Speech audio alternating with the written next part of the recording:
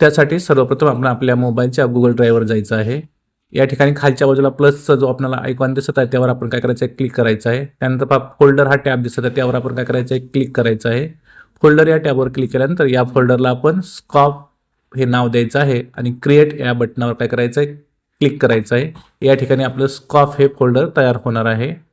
त्यानंतर स्कॉप फोल्डरचा आपल्याला access manage करायचा आहे। त्यासाठी आपल्या उजव्या कोपऱ्यामध्ये 3 टिंब दिसत आहेत त्यावर आपण काय करायचं आहे, क्लिक करायचं आहे। या ठिकाणी आपल्याला मॅनेज ॲक्सेस हा टॅब काय करायचा आहे, क्लिक करायचा आहे। मॅनेज ॲक्सेस या बटनावर क्लिक केल्यानंतर पहा या ठिकाणी आपल्याला रिस्ट्रिक्शन दिसत आहे।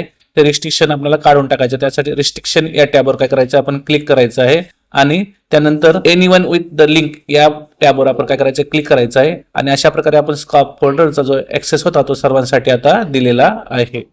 त्यानंतर स्कॉप मुख्य फोल्डरमध्ये आपल्याला 128 मानकांचे नवीन फोल्डर बनवायचे ते कसे बनवायचे ते समजून घ्या। त्यासाठी स्कॉप या मुख्य फोल्डरवर क्लिक केल्यानंतर खाली जे प्लस बटन दिसत आहे त्यावर आपण क्लिक करायचं आहे। या ठिकाणी फोल्डर हा टॅब दिसत आहे त्यावर आपण काय करायचं आहे, क्लिक करायचं आहे आणि या फोल्डरला आपण मानक क्रमांक 1 असे नाव द्यायचे आहे आणि क्रिएट या टॅबवर काय करायचं आपण क्लिक करायचं आहे। क्रिएट या बटनावर क्लिक केल्यानंतर आपलं मानक क्रमांक 1 साठीचं नवीन फोल्डर तयार होणार आहे। त्यानंतर पुन्हा खाली दिसणाऱ्या प्लस या बटनावर क्लिक करायचं आहे आणि न्यू फोल्डरवर आपण काय करायचं, क्लिक करून मानक क्रमांक 2 साठी आपल्याला नवीन फोल्डर बनवायचं आहे। अशा प्रकारे आपल्याला 1 ते 128 असे मानकांचे सर्वप्रथम फोल्डर बनवून घ्यायचे आहेत। ते आपण 1 ते 28 प्रकारचे या ठिकाणी फोल्डर अशा प्रकारे बनवून घेतलेले आहेत। त्यानंतर आपण आता प्रत्येक मानकासाठी स्तर कशा प्रकारे निवडायचा आणि स्तर निवडल्यानंतर त्यासाठी आवश्यक असणाऱ्या पुरावे आपली ड्राईव्हला कशा प्रकारे अपलोड करायचे आणि त्यांची लिंक कशा प्रकारे मिळवायची व ते कोठे पेस्ट करायचे याविषयीची सविस्तर माहिती आपण आता पाहूया। पहा या ठिकाणी मानक क्रमांक 1 पाहूया।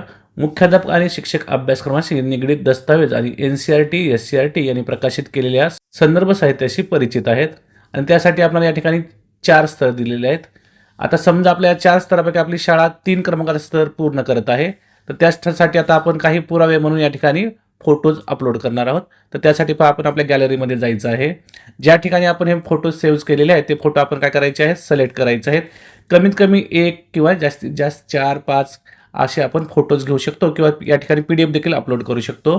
तर या ठिकाणी आपण आता फोटो निवडलेले आहेत आणि हे फोटो आपण काय करायचे आहे, आपल्या ड्राईव्हला काय करायचे आहेत, शेअर करायचे आहेत।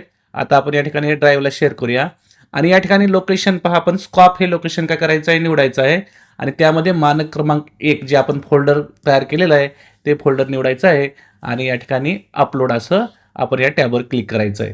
तर या ठिकाणी आपण मानक क्रमांक 1 साठी जो आपण स्तर क्रमांक 3 निवडला होता त्यासाठी आवश्यक असणारे पुरावे म्हणून जे आपण फोटो घेतलेले आहेत ते या ठिकाणी आपण ड्राईव्हला अपलोड केलेले आहेत आणि आता हे पहा अशा प्रकारे आपल्या ड्राईव्हला हे अपलोड झालेले दिसतात।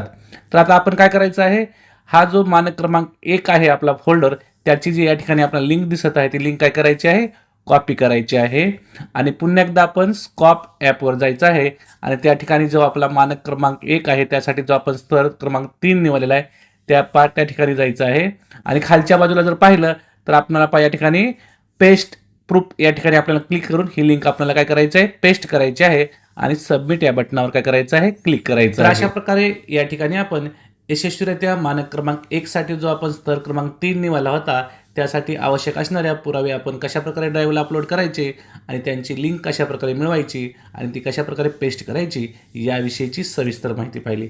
मला आशा आहे तुम्हाला सर्वांना हा व्हिडिओ नक्कीच आवडला असेल। तुम्हाला जर हा व्हिडिओ आवडला असेल तर आपली शाळा या YouTube चॅनलला सबस्क्राईब करायला विसरू नका। पुन्हा एकदा भेटूया एका नवीन व्हिडिओसह। तोपर्यंत सर्वांना मनपूर्वक धन्यवाद।